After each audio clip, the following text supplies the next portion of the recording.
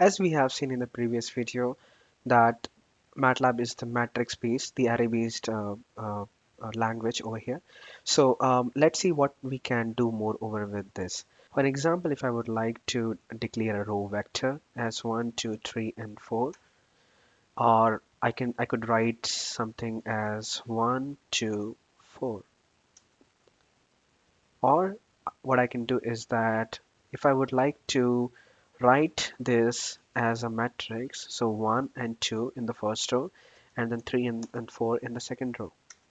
This is going to basically create a matrix out of it. We have a lot of different functions. For an example, if I say we go to rand, so over here you have rand, and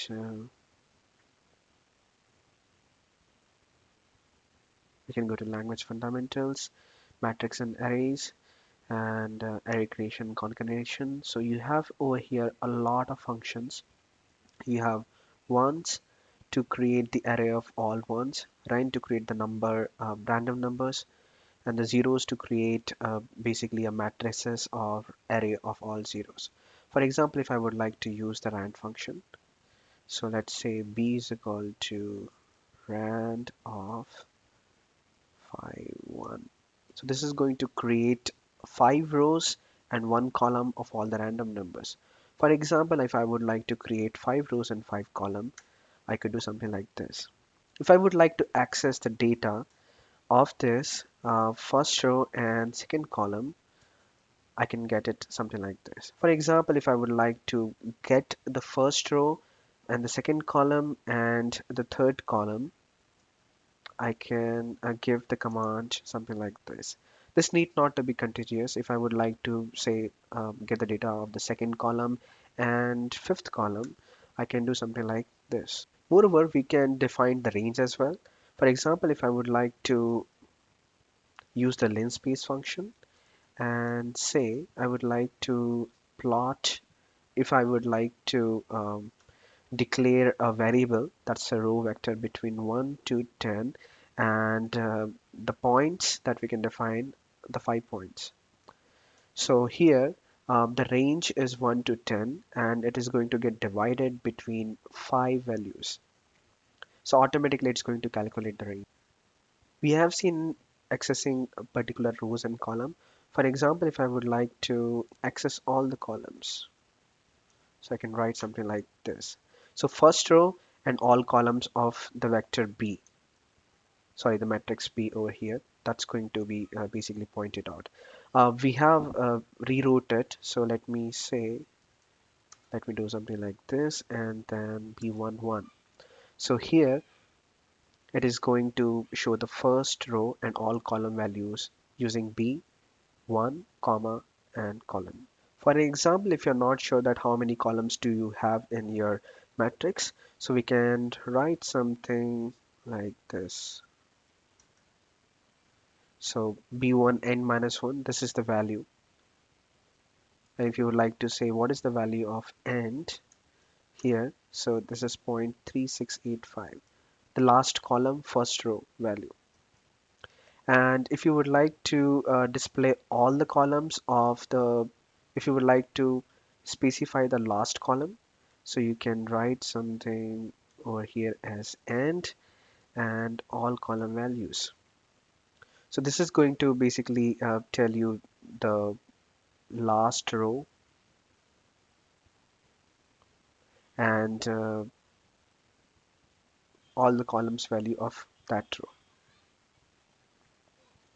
Now, for example, if I would like to say I want the value of the last column only, for example.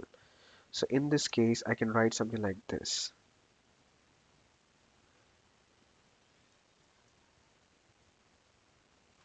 Now, for an example, if I would like to want to write the values of the last column and all the rows.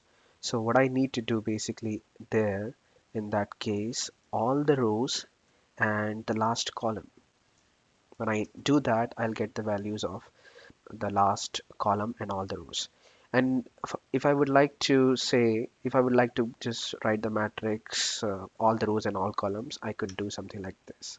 For example, if I just specify this, and then in this case, that's going to write the entire matrix in the column vector form. So for example, if you would like to convert your matrix on a single column vector, you can write something like this. We have seen something using the linspace. So B linspace, and this is the row vector. If I use the transpose, this is going to make it as a column vector now. For example, if I would like to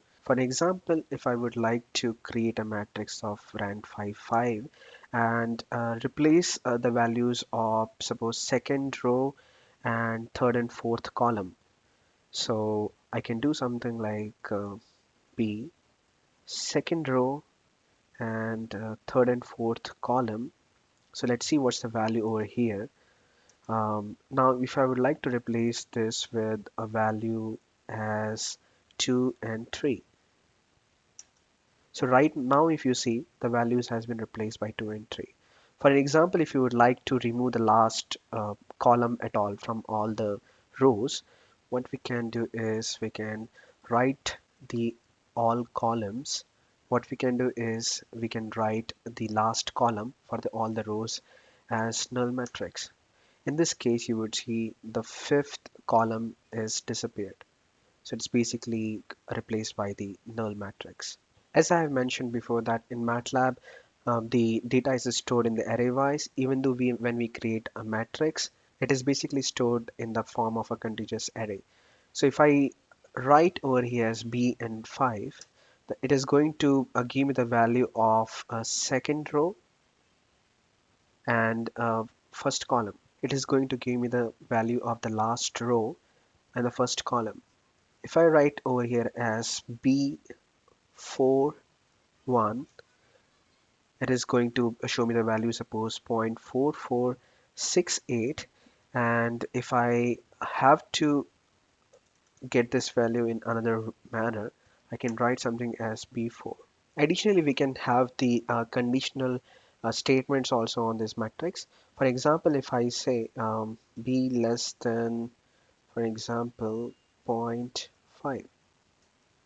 So this is going to give me the indices of all those location where the value is less than 0.5 in the matrix B.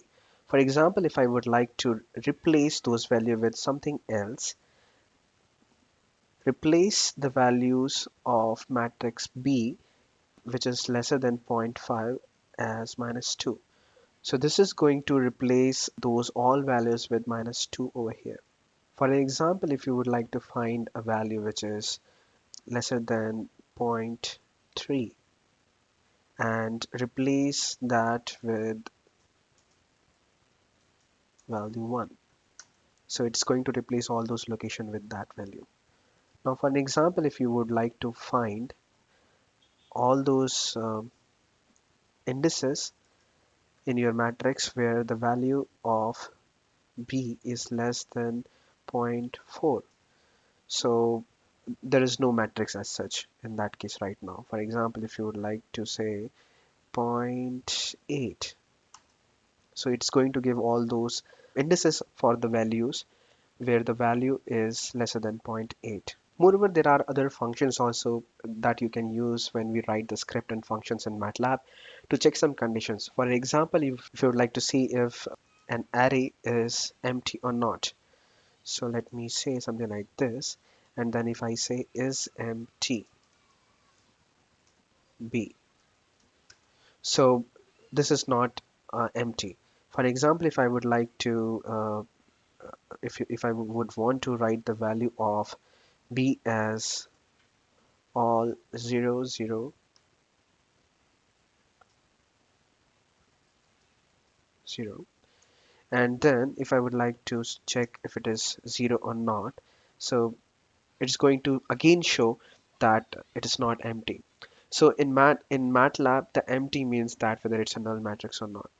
If you would like to say that, so if I say B is equal to null, and then if I say is empty B, then it's going to show answer as 1. that means it is empty. If I say b is equal to rent and 5 5, and if I say is matrix b, then you can understand that yeah, this is a matrix. For example, all these functions that can be found at in the documentation. So indexing, under the indexing you can find these functions in the array dimension as well. Height, width, is scalar, is matrix. If you would like to find the length of array b, or so it's basically 5. It's a 5 cross 5 matrix.